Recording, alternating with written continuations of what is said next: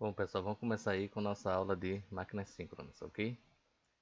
É, Então, máquinas síncronas, elas podem ser utilizadas como geradores síncronos e motores síncronos, ok?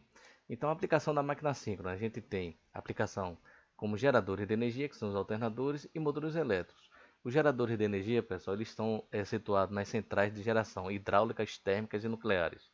E os motores elétricos estão várias aplicações por aí, nas indústrias, como compressores, bombas, moinhos, trituradores. Então, a característica principal, pessoal, da máquina síncrona é que a velocidade do rotor é a mesma velocidade do campo girante e não tem escorregamento, ou seja, não tem diferença entre a velocidade do rotor e a velocidade do campo girante. Então, o escorregamento é nulo.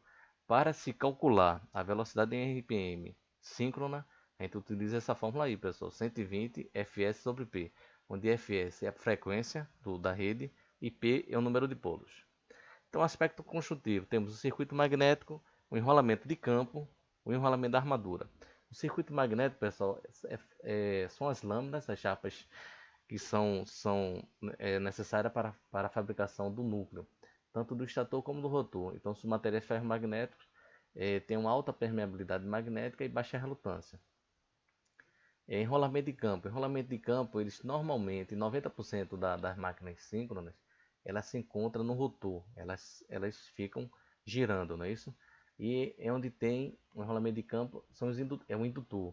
Então, é alimentado através de corrente contínua, através da excitatriz, que pode ser dinâmica ou estática. E o enrolamento da armadura, 90% das máquinas síncronas está no estator, na parte fixa, onde não gira. Então, ali tem os enrolamentos da armadura, onde percorre ali as correntes alternadas, não é isso? Então aí a gente tem um exemplo, pessoal, de uma excitatriz dinâmica. A excitatriz dinâmica, ela não utiliza um contato físico do meio externo com o meio interno, com a bobina do indutor, que é a parte que rotaciona, que é a bobina de campo, né? Então aqui a gente tem um esquemático. Temos o alternador, onde se tira a potência aqui do alternador, e aqui temos o enrolamento de campo, onde ele gira. Esse enrolamento de campo ele é alimentado pela corrente de campo, IF. Então, nas estatriz dinâmicas, temos uma ponte de retificação que está no eixo também girando. Tudo isso aqui gira, pessoal. Aqui é o rotor. Então, essa parte aqui é a ponte de retificação, que é esse disco aqui, ó, onde temos aqui os diodos para a retificação. E essa parte daqui, pessoal, é a armadura da estatriz. Na estatriz dinâmica, a armadura ele fica no eixo, ele rotaciona. Então, a armadura está aqui no eixo, onde produz tensão alternada. E essa tensão alternada ela é retificada por esses diodos para alimentar as bobinas do rotor, do campo. E quem é que é um indutor da estatriz? Ele não está representado aqui, que é a parte fixa, na verdade. É um enrolamento de campo que na estatriz ele fica fixo. Então na estatriz a gente alimenta esse campo aqui, onde a gente tem um reostato para controlar essa corrente. Então tem uma corrente contínua. Aqui vamos ter no enrolamento da armadura da estatriz uma tensão alternada que vai ser retificada, transformando tensão contínua para alimentar o rotor principal do alternador. O rotor principal do alternador está aqui, onde tem várias sapatas polares. Cada sapata dessa é uma bobina e é um polo que está em série, que vai ser alimentada por essa corrente aqui. Então, daí, ele girando, ele produz uma força eletromotriz no terminal do alternador que vai ser conectada à rede elétrica. E a parte da estatriz dinâmica, temos aí um esboço dela. A gente pode vê-la aqui, ó, no fundo do alternador. Aqui é um alternador onde temos o enrolamento de campo, são as sapatas polares aqui no rotor, e o enrolamento da armadura que fica no estator fixo. Então lá atrás aqui a gente tem a estatriz dinâmica. Temos aqui a parte do eletroímã, que está no estator, que é ligado através de uma fonte CC. Vai ser produzido uma tensão alternada aqui, na parte da armadura que ele gira. E aqui temos os diodos. Os diodos retificam essa tensão para alimentar as bobinas do rotor. Temos o fluxo aí e ao girar no eixo através de uma máquina primária, vamos ter uma força eletromotriz induzida nas bobinas da armadura, ok? Aqui é a estatriz estática, aqui é um esboço. Então a estatriz estática tem um contato físico. Temos as escovas de metal grafite em contato com os anéis coletores. Os anéis coletores estão intimamente ligados com o enrolamento de campo e as escovas de metal grafite estão fazendo contato físico através de um retificador externo que fica fixo, né? Ele não, esse retificador ele fica estático, fica parado, fica numa sala e ele alimenta, manda o positivo e o negativo para alimentar o campo do alternador através das escovas em contato com os anéis coletores deslizantes. Esses anéis coletores deslizantes estão no eixo da máquina, do rotor, né? Então aqui a gente tem um exemplo de rotor de polos lisos, que eles não têm sapatas, né? Polares ele só vai ter o que? As ranhuras. Onde é ranhuras nós vamos colocar a bobina percorre todo esse caminho aqui, vai fechando, até sobrar um cabo no término e no início. E aí a gente alimenta com corrente contínua. Aqui a gente tem um exemplo, se a corrente elétrica entrar no X, todos aqui, ó, todos esses elementos, ela vai sair nesse sentido aqui. Pela regra da mão direita, aqui vai ser a direção da indução magnética do rotor, ok? E aqui nós temos tipo de rotor de polos salientes. Temos aqui quantos polos? 1, 2, 3, 4, 5, 6. Então temos 6 sapatas que correspondem a cada sapata polar, um polo. As bobinas estão enroladas aqui, nessa direção aqui da sapata, ao longo da sapata. E essas bobinas estão todas em série. Então no começo dessa bobina ele é conectado a esse anel coletor. E no término aqui nesse outro anel coletor. Nesse caso aqui, esse rotor aqui vai ser conectado a uma excitatriz estática, onde a gente vai usar uma escova de metal grafite para fazer contato físico direto com esses anéis coletores, ok? Aí vamos lá, um requisito para o alternador. Quais são os requisitos? É máquina primária e excitatriz. A máquina primária para quê? Para girar o rotor numa velocidade síncrona. E a excitatriz para quê? Para alimentar o enrolamento de campo do rotor através de uma corrente contínua. Então, princípio de funcionamento, a gente já falou, pessoal. Estando o campo do rotor alimentado e rotacionando a uma velocidade síncrona, vai induzir nos terminais do estator, que são os rolamentos da armadura, uma força eletromotriz induzida, que é proporcional à corrente de campo. Ok? Que a gente disse aqui, ó. Quanto maior a corrente de campo, que chama corrente de excitação, vai ser maior a tensão no terminais da armadura. Então, para isso funcionar direito, de forma automática, nós temos que ter dois reguladores. Um regulador de tensão e um regulador de velocidade. O regulador de tensão ele vai controlar essa corrente de excitação, que é a corrente que vai passar no campo do rotor.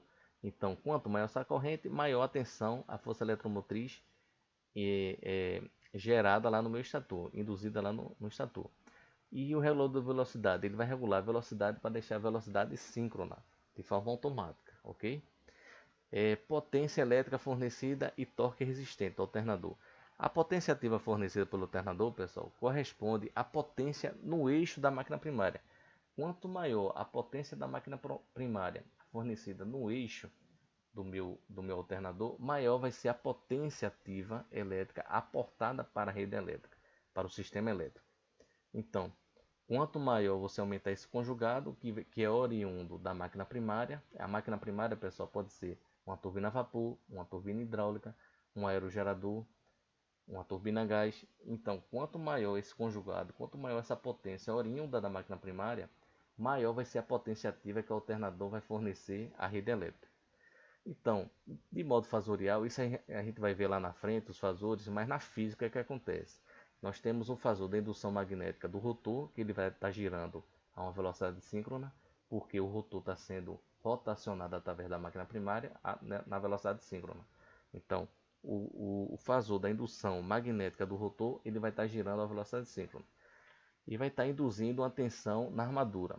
À medida que a gente vai colocando carga nesse alternador, vai surgindo a corrente na armadura. Essa corrente na armadura vai dar origem a um fluxo resultante, que vai ser também girante ao longo de todo o entreferro do estator, não é isso? Então, uma coisa, pessoal, o fasor indução magnética do rotor, ele tende sempre a se alinhar com o fasor da indução resultante da máquina, que fica no entreferro. Então, esse rotor girando, à medida que ele vai pegando mais carga, o alternador, maior vai ser essa corrente e maior vai ser o fasor da indução resultante, magnética resultante. Então, quanto maior esse fasor da indução resultante da máquina, mais força ele vai atrair o, o fasor da indução magnética do rotor.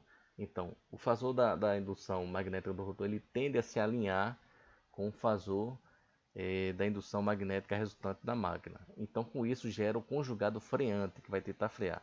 Quanto maior a corrente da armadura, quanto maior carga, quanto maior potência ativa o alternador fornecer ao sistema elétrico, maior vai ser esse conjugado resistente, que é o conjugado freante. Para isso, o regulador de velocidade vai fazer o seguinte: vai mandar a máquina primária, que é minha turbina a gás, ou minha turbina hidráulica, mandar mais conjugado, mandar mais potência para o eixo, para que o conjugado motor ele vença o conjugado freante.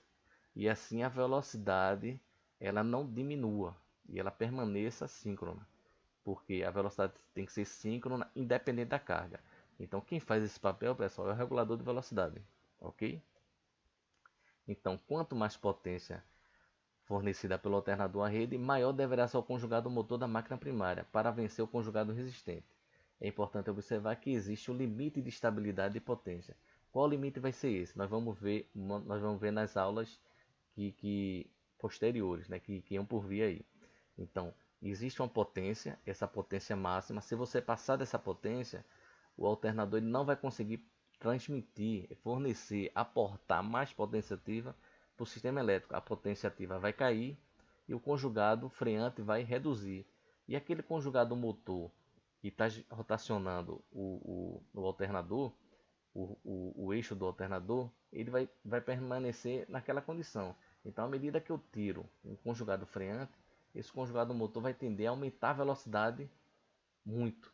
Então, aí para que a máquina não ocorra nenhum dano na máquina, essa sobrevelocidade, então existe uma proteção de perda de sincronismo. Então, a máquina perdeu o sincronismo. Quando existe a perda de sincronismo é quando ela aumenta a sua velocidade acima da velocidade síncrona ou ela reduz a velocidade abaixo da velocidade síncrona. Então, quando a máquina perde o sincronismo, o que é que acontece? Existe uma proteção que vai atuar e vai tirar o alternador do sistema elétrico. Bem, pessoal, por hoje é só. Vamos parar por aqui e depois a gente continua nossa aula é, de alternadores, ok? Obrigado.